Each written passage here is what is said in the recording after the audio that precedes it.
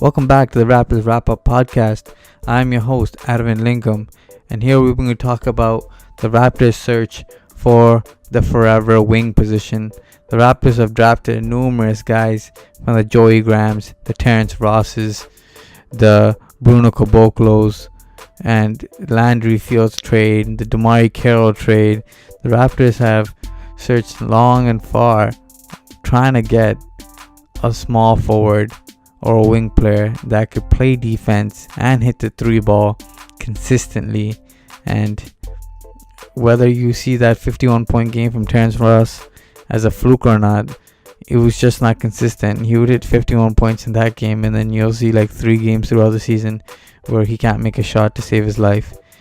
So it's just that the streakiness just wasn't good enough. The Raptors needed somebody a little more consistent, more along the Trevor Arizas or the James Posies, if you guys remember him on the Boston Celtics 08 championship team. Just a solid player that plays defense, plays hard, and hits the three ball with efficiency, so keeps the defenders honest. Now the Raptors, they had some good moves this offseason, I would say. Kawhi Leonard being a bona fide wing player, and Danny Green ain't too shabby as well.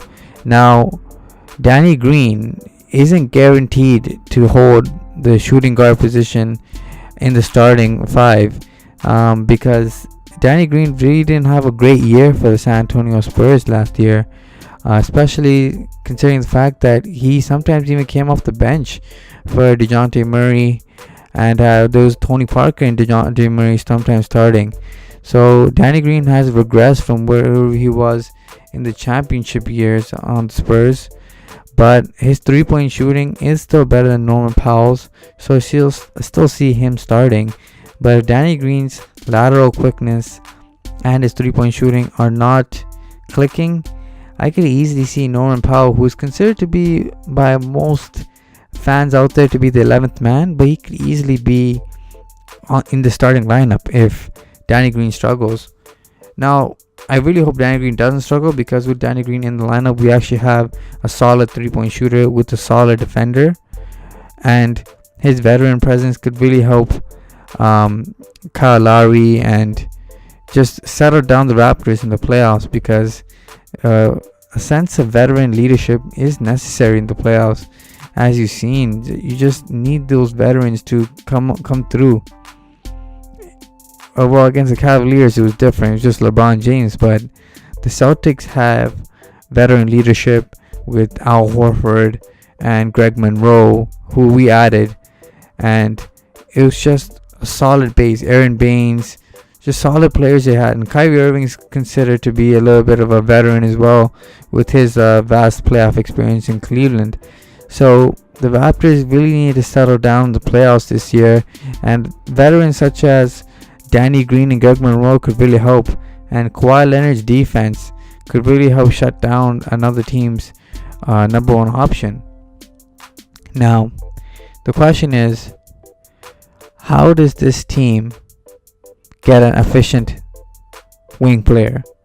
Now, OG Anunoby, his arrival into the starting lineup filled a void by the likes of like Damari Carroll, Landry Fields, and stuff like that, and of course Bruno Caboclo, which was a tragic project. They just failed every year and just could not get on the court at all. But if OG could be that solid 3-and-D guy, along with those timely cuts that we saw glimpses of last year, this team can definitely make some real noise on getting to the NBA Finals.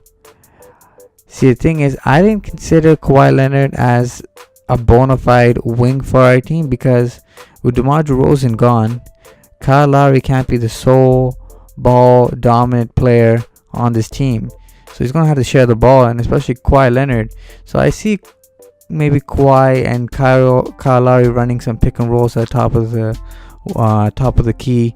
And you probably see Danny Green, Norman Powell, CJ Miles, Fred VanVleet, or DeLon Wright on the wings instead, just being their stand-up shooters. But DeLon Wright really isn't a strong stand-up shooter, and neither is Norman Powell. So Danny Green and Fred VanVleet might be playing those final lineups in the fourth quarter, depending on who's got it rolling. Now, it's up to Nick Nurse and how he's going to input his offensive expertise and make this offense less predictable and more free-flowing, so that teams cannot just chime in on both Kawhi Leonard and Kyle Lowry like they did Rosen and Lowry last year.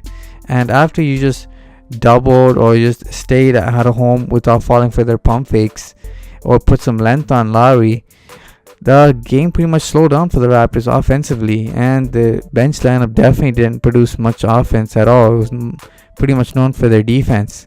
So it's going to be interesting to see what Nick Nurse does with the pieces that he has today.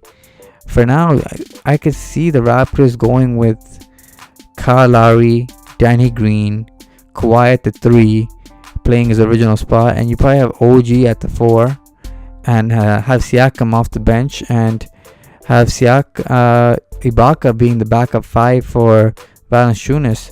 So Big V being the original one big in the starting lineup, playing more of a small ball lineup similar to Golden State. So it's the new NBA where 3-point shooting is needed and spacing is essential. So with JV in the middle and everybody else spacing out the floor, he has more space to work with. And with JV's ability to score in the post, it could really help his game. And then you got Greg Monroe, who is efficient in the post as well. So you got some great low scoring options as well. So with OG hitting the 3 efficiently, and then you got probably OG being your best wing player other than Kawhi, I could really see this team going big if he could really develop his game a little bit more. It's similar to a Trevor Ariza. If he's that consistently, the Raptors could have guys who can really match up with like the Boston Celtics with Tatum and Brown, with their 2 top wing guys. So along with Gordon Hayward, of course, I forgot about him. He's just coming back to health. So the Raptors definitely need some wing guys to support Kawhi and Kyle Lowry and JV this year. And if OG can make that big breakthrough, we could go far this year. Tell me what you guys think. Like, share, and subscribe. Remember to follow the Raptors Wrap Up podcast. That's all, folks. Peace.